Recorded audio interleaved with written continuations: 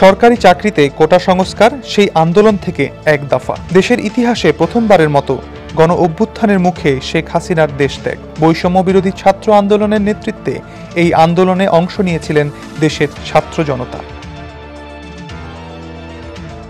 সরকার পতনের এক মাসের মাথায় আত্মপ্রকাশ করল আন্দোলনের নেতৃত্ব দেয়া প্ল্যাটফর্মটি। নাম দেওয়া হয়েছে জাতীয় নাগরিক কমিটি। তবে রাজনৈতিক প্ল্যাটফর্ম হিসেবে যাত্রা শুরু করলেও এখনই রাজনৈতিক দল হিসেবে কার্যক্রম শুরু করবে না এই সংগঠন।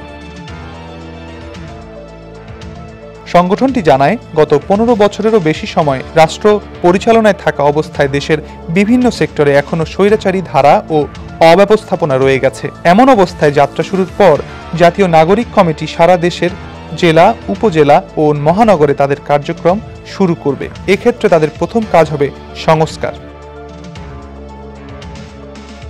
নতুন বাংলাদেশের সাংবিধানিক প্রতিষ্ঠানের সংস্কার ও একটি গণতান্ত্রিক সংবিধান প্রণয়নের উদ্যোগ গ্রহণের লক্ষ্যে কাজ করতে সংহতি, প্রতিরোধ, পুনর্গঠন স্লোগান ধারণ করে জাতীয় নাগরিক কমিটির আত্মপ্রকাশ ঘটল। সদস্য সচিব হিসেবে নেতৃত্ব দিচ্ছেন সাবেক ডাকসু নেতা আখতার হোসেন, আহ্বায়ক হিসেবে রয়েছেন মোহাম্মদ নাসির উদ্দিন পাটোয়ারি ও মুখপাত্র হিসেবে রয়েছেন সামান্তা শারমিন। এ অবস্থায় এই প্ল্যাটফর্মটি আগে সংবিধান পরিবর্তন করে রাজনৈতিক কাঠামোতে পরিবর্তন আনতে চায়। এরপর রাজনৈতিক দল হিসেবে যাত্রা শুরুর দিকে নজর দিতে চায় তারা। শেখ হাসিনা সরকার পতনের পর গত 8ই আগস্ট নতুন রাজনৈতিক বন্দোবস্তে 6 সদস্যের একটি লিয়াজো কমিটি গঠন করে বৈষম্য বিরোধী ছাত্র আন্দোলন।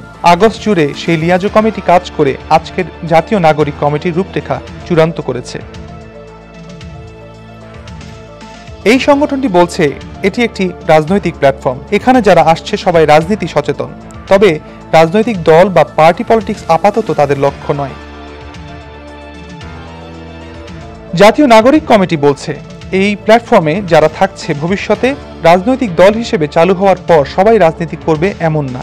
কেউ রাষ্ট্রের বিভিন্ন সেক্টরে যাবে, কেউ আবার সরাসরি রাজনীতিতে অংশ নিতে পারে এই প্ল্যাটফর্ম থেকেই। তারা বলছেন, ভবিষ্যতে রাজনীতিতে ফ্যাসিবাদ বন্ধ করতেই তারা অগ্রসর হচ্ছে। এর শেষটা নতুন রাজনৈতিক দল গঠনের মাধ্যমেই হতে পারে।